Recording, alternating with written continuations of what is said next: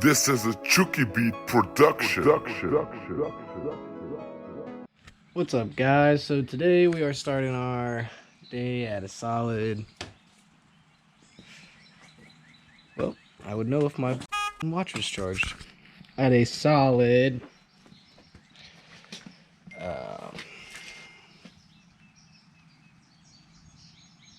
this is what we're looking at so far. It's starting to rain, which I thought I'd waited long enough, but I guess it's technically got a chance till 4. Valve cover gas, 4 spark plug, tube seal joint.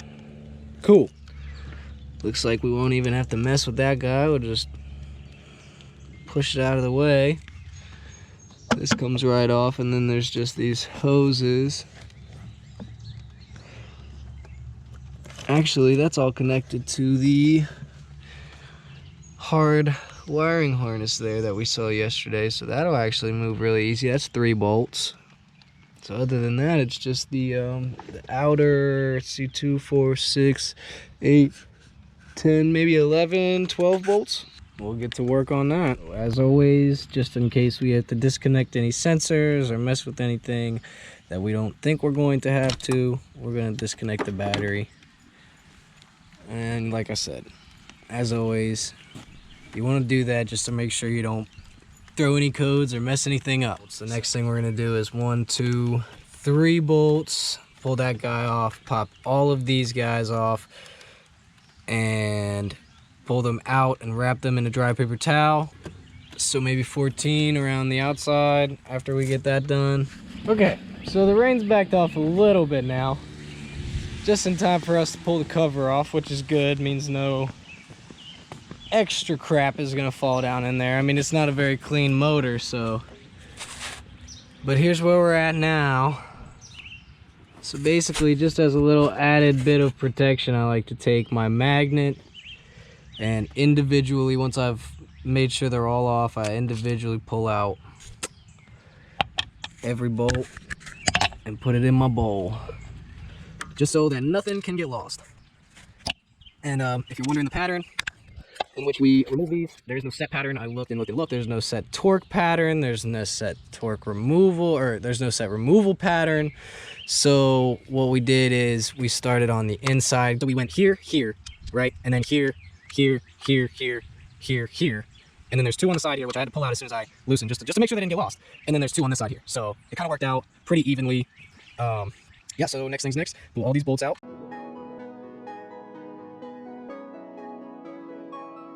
Okay, so as you can tell, it's having a little trouble coming up, which is to be expected, because I don't think this has ever been done. So you just take a thin flat head.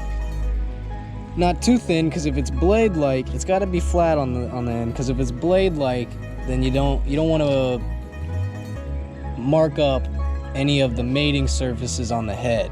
This is plastic, so I'm not as worried about that. But basically, you just find a good spot here. Like this has got a good amount of leverage, and I'll just kind of pop that in a little bit, wiggle it, and you can already see it's starting to move. So that means we didn't forget any bolts or anything like that. You just do it slowly in different positions, just to ensure that you don't mark up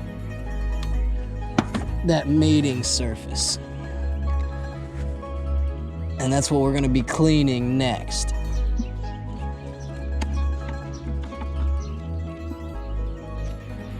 Also, as you can see, we had oil and water and all kinds of crap in our spark plugs yesterday when we did the spark plugs, and that's what let us know we needed to do the valve cover.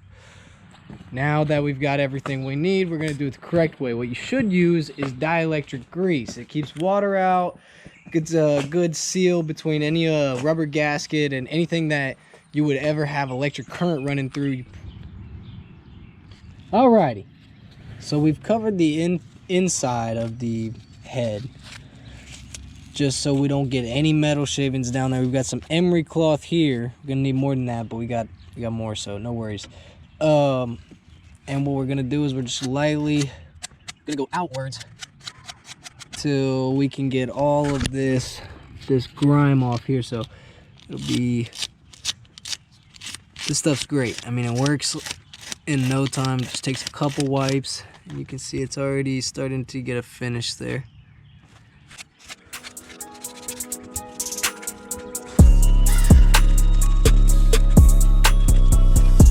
The important thing is to just make the mating surface as even, as level, and even as possible. You don't want any bumps, grooves, divots. You want it to be as even and level as possible. So I'm just trying to take the top layer of grime off of this head.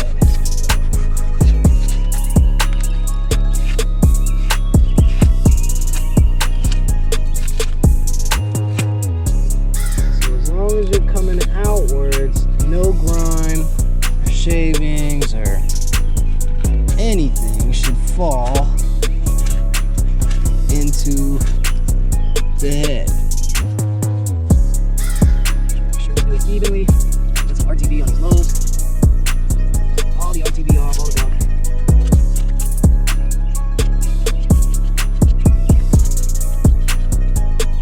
If you guys know of something better than emery cloth or something that does the same job without getting so gunky and useless so quickly, please let me know in the comments.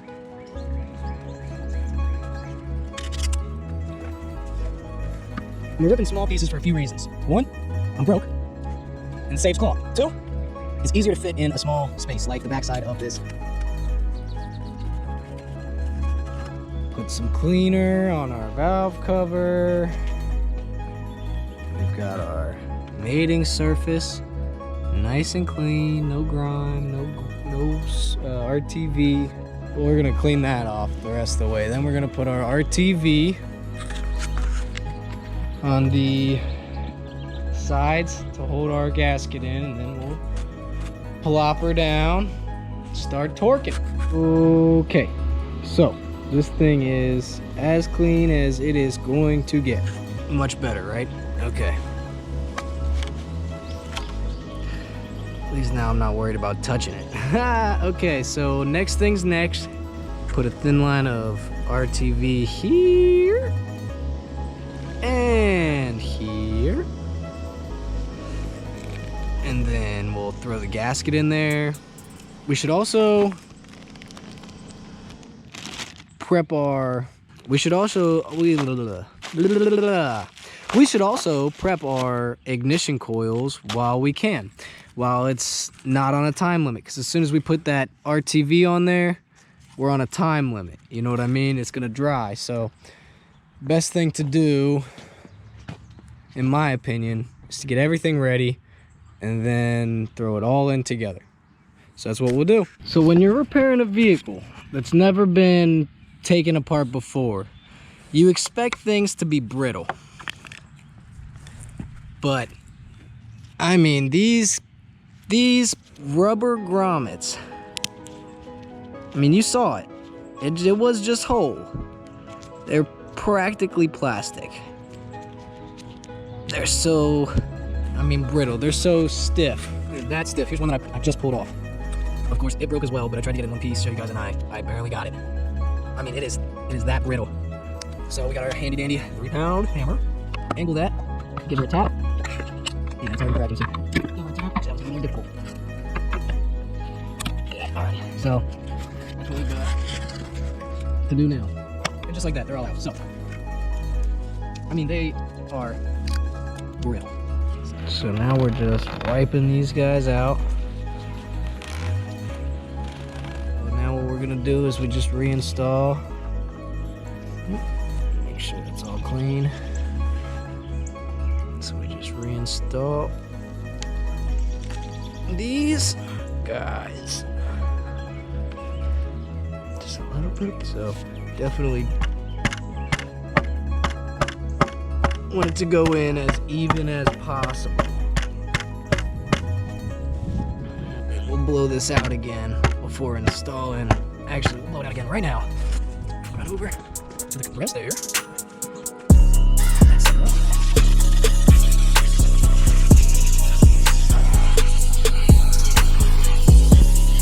We are back, and the tripod is broken, so that's why I have to keep setting you guys down. Perfect, okay. Now what we're gonna do is a small bead on some RTV. Woo. Maybe getting a little dry, I don't know. The issue is here.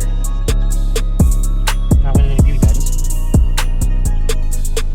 We're gonna do the same on this side. Keep it from the inside as much as possible. Like that. Alright. Figure our gasket out here.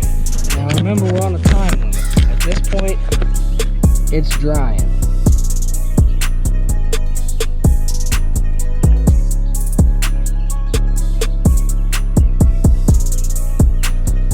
Now we want to do this before it dries, so we're not even going to switch gloves, but usually I would. Usually I would switch gloves before picking it up, especially after messing with RTVs. So you see that RTV basically just stops the gasket from falling down with gravity as we replace our valve cover. It doesn't actually require any RTV. The installation doesn't ask for any, doesn't require it.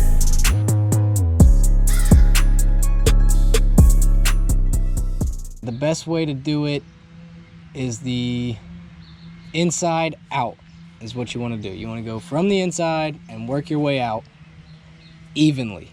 And then you're going to take more than one step. It's going to be a couple phases. You're going to hand tighten, you know, and then you're going to 1/4 inch ratchet, hand tighten, you know, and then give it a couple extra on all of them. And then we're going to get with our start just dropping them in. You want to make sure all your bolts line up in bolt holes, which it seems to be. Keep dropping them in. Keep making sure they're lined up all the way around. And start everything to make sure we don't cross threading is the last thing that you want to do, especially when working with your head. We've got them all pretty, you know, hand tight. We could snug them down a little bit more, but so what we're gonna do is start here and just go until it's a little uncomfortable. That's plenty. Okay.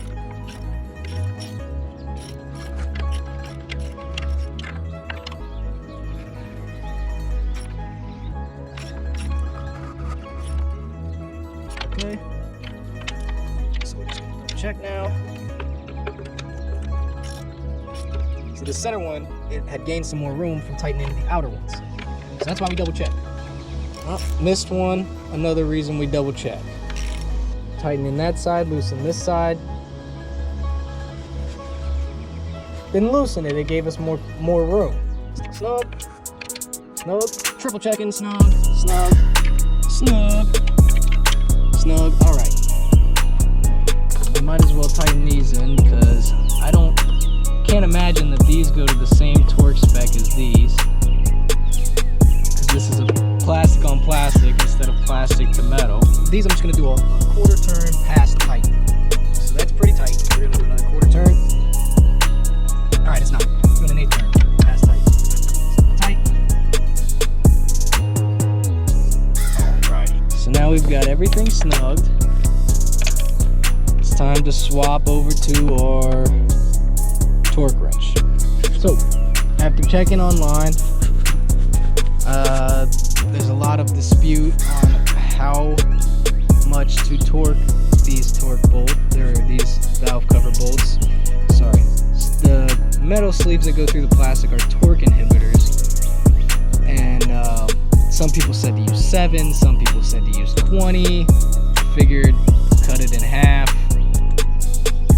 12 is good, you know, and I mean they're hand tight on there now, and 12 is just about a little over a 1/4 turn from where I've got them, so it seems right.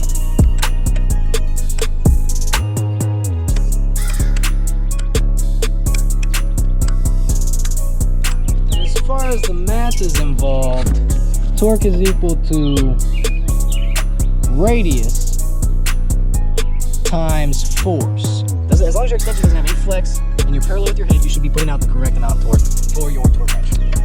Now, some torque wrenches do require to be calibrated. So yeah, the next thing we're gonna do is cover these guys in dielectric grease. Plop them back in there. Plug them back in, zap this guy down. 3 bolts. Replace the top cover, and we're done.